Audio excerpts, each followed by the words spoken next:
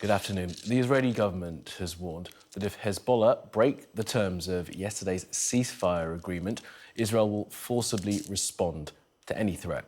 It comes as President Biden outlined his hopes to push for a similar truce in Gaza with the help of other nations. Well, speaking just a short time ago, the Israeli government spokesperson David Mencer outlined Israel's position on the ceasefire.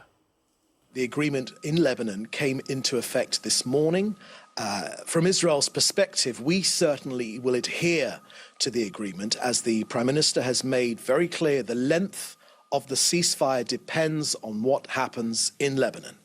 We will adhere to the agreement, but we will also enforcement. The key is enforcement. That's where these agreements have fallen in the past, enforcement. We will respond forcefully to any violation. With the US's full understanding, Israel maintains full freedom of military action.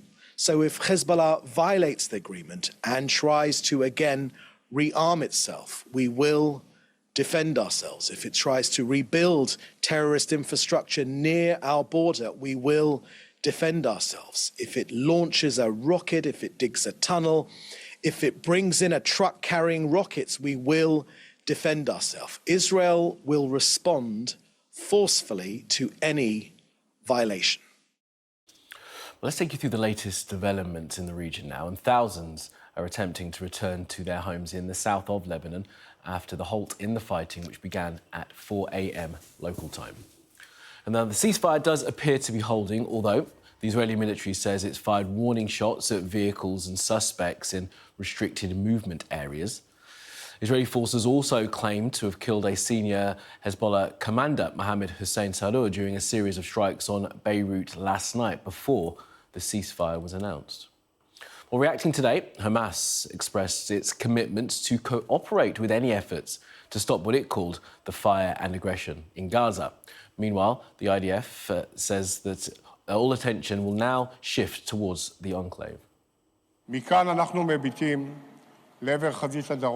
From here, we look towards the southern front, where the most important goal is to return all the hostages home safely and quickly. The results of the campaign in the north create additional pressure on Hamas, and we intend, and I intend, to make every effort to create the conditions for a new hostage deal and return everyone home. This is the most important moral goal we are facing now. This is the ultimate goal. Well, earlier in the House of Commons, the Prime Minister welcomed the cessation of hostilities. The ceasefire announced in Lebanon is long overdue, but demonstrates that diplomacy can succeed even in the most challenging of circumstances.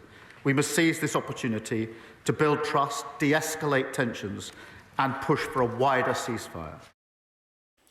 Well, our international affairs editor, Dominic Waghorn, has been taking a look at where this now leaves the conflict in Gaza. I think the main achievement for Israel with this breakthrough truce, as it's being called, is the fact that they've kind of broken the connection between the two fronts, the front in Lebanon and the front in Gaza, because Hezbollah's leader, now killed, of course, Hassan Nasrallah, had made it very clear he wasn't going to end his attacks on Israel, which he said was in solidarity for Palestinians in Gaza, until the war was over in Gaza. But his successor, Naim Kassem, made it clear he was prepared to make a ceasefire deal with Israel, even if the war continued in Gaza. We've got, I think, from some interviews with people on the streets of Tel Aviv to give an idea of how the Israelis feel about this. And I think many civilians and probably amongst the government and military believe that this is quite premature, this deal. They had hoped, I think, some of them at least, for it to go on some time to really finish off Hezbollah. And there is disappointment that Benjamin Netanyahu is calling it a day, it seems, now. I am against this agreement. Give us another month, we will emerge victorious. This agreement is shameful and disgraceful.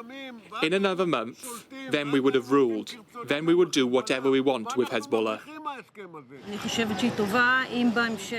I think it's good if the ceasefire later brings a return of hostages. There's no more important goal than that. I see it as the main and only goal right now. This is only temporary, that's all. It will repeat itself. Since 1945, I've lived here. 1948, the War of Independence. Every few years there is a war, operations, a war. The problem for Netanyahu, of course, is that there are opinions much further to the right within his own government, of course, and people like Ben-Gvir and Smotrich, who are on the far right end of his coalition government, would like to see in Gaza the Israelis go in and resettle and reoccupy the Gaza Strip. And against that, he has the Americans. We assume both Donald Trump and Benjamin Netanyahu pushing for a peace deal in Gaza as well, and complicating matters further for the Israeli Prime Minister. Hamas have said they are happy to talk peace in Gaza. They've made it clear they have been for some months on the condition that Israel withdraws entirely from Gaza.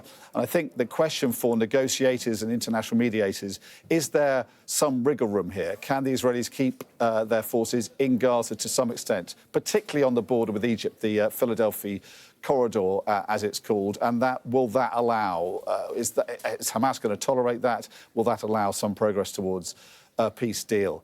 Because I think without that, the Israeli Prime Minister is very much hamstrung by those forces on the right of his government. If he makes a deal pulling out of Gaza completely, his government could collapse. And that may be motivating him more than the diplomatic pressure and the pressure for within Israel as well to bring this war in Gaza to an end.